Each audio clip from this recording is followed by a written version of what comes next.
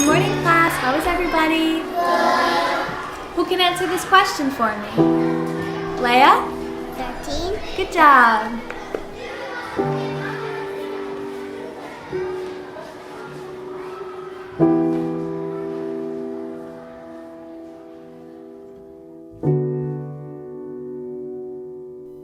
تكبرين بسرعة، تكبرين ويكبر عقلك وفكرك وأسئلتك، وتدهشيني ووالدك بذكائك وقصصك العجائبية.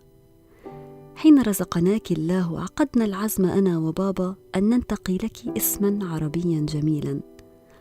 حاولت أن أختبر مرونة اللغة العربية باسمك، عرجت على كل الأسماء. أردت لك اسما أنيقا يليق ببراءتك الأولى، لكنني أردته عربيا أصيلا يربطك بشيء ما. ليا، اسم نطقه أشرف الخلق حين وصف أهل الجنة فقال: وريحهم المسك ومجامرهم الألوة. الألوة هو بخور أهل الجنة، والعود منهم هو الليا. عقدنا العزم يا ليا أن ننشئك متعددة اللغات، عزمنا على ذلك وخططنا له، واليوم تتكلمين فعلا عدة لغات بطلاقة بالغة بفضل الله. ستكبرين أكثر وستعرفين قيمة ذلك أكثر وأكثر.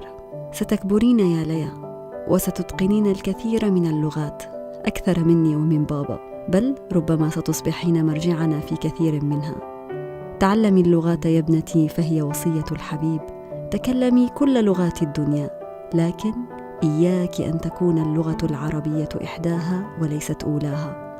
ليس لأنك من أصل عربي، وليس لأن أمك أتت من بلد عربي.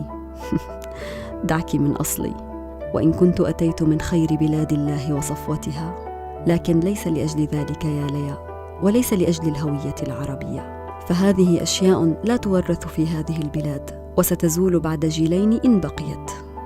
ليس لأجل ذلك أبدا، بل لأنها لغة القرآن. لغة القرآن، ومن لم يفهم لغة القرآن أضاع روحه، ومن أضاع روحه أضاع دينه، ومن أضاع دينه أضاع دنياه وآخرته.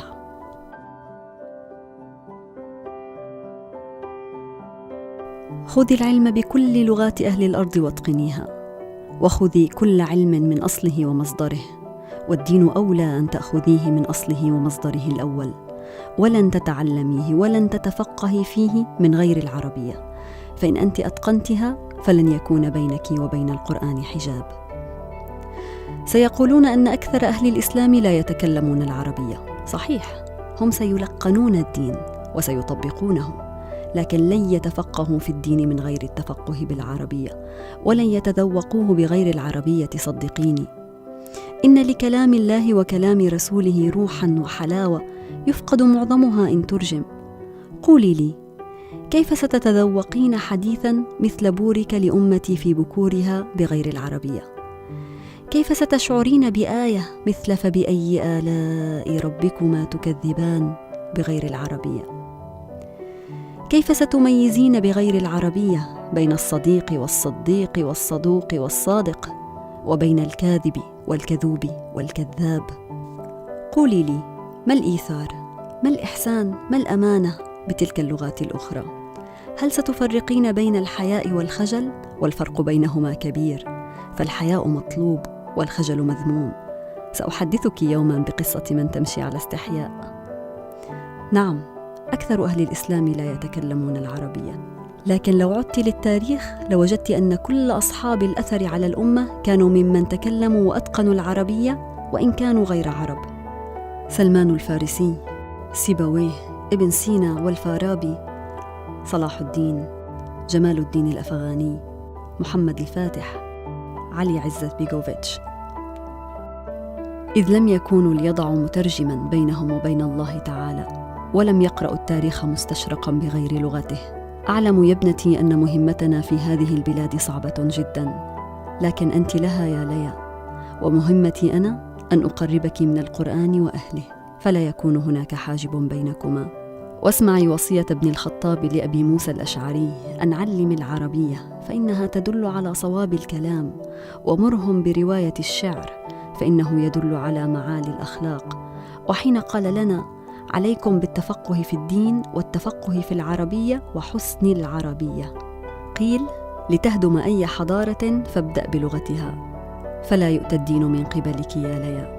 خذي العلم بكل لغات أهل الأرض واحترميها، لكن إن أنت أضعت لغتك أضعت روحك، وإن أنت أضعت روحك أضعت دينك ودنياك وآخرتك.